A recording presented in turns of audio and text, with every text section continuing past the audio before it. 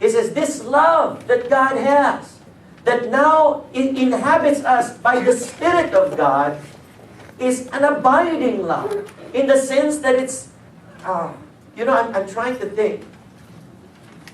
I don't know if you're a cuddly person, but I have kids. One of Nathan is a cuddly kid when he was small.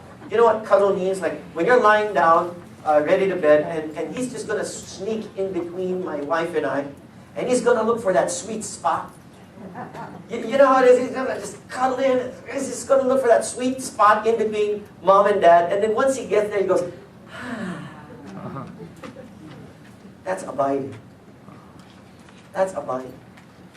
When the love of God abides in you, He finds that sweet spot in you, and He kind of feels comfortable. He feels at home. And once God's love is at home in you, He says, it just continues to fill you and overflow you. You become one with that love. And you just kind of overflow with that love. See, and that's what the Christian life is so supposed to characterize, this abiding love. See, Jesus talks about this abiding love, if you remember, in the picture of the vine and the branches in John 15. See, most pastors describe this relationship as a connected life. He says that like the vine and the branch, you need to be connected to Jesus Christ in order to draw the life of Christ in you. And I believe that is true. As believers, we receive this love by the Spirit of God, and we give this love by that same Spirit. So unless really you're connected with God all the time, and again, this is not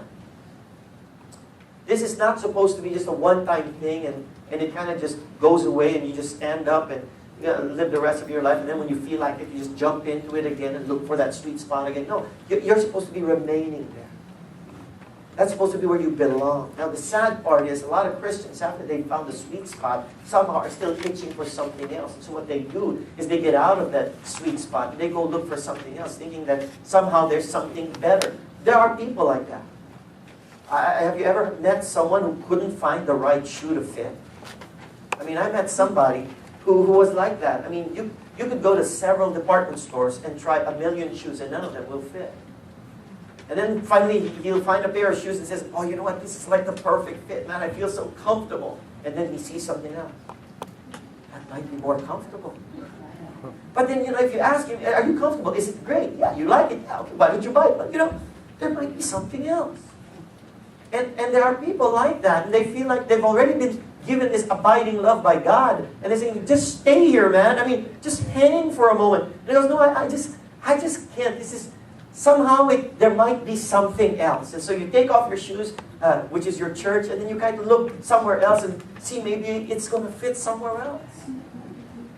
But you see, here's the thing. As long as you're living in relationships, there's never going to be a perfect fit based on people. There's only going to be a perfect fit based on God. Yeah. Because people change.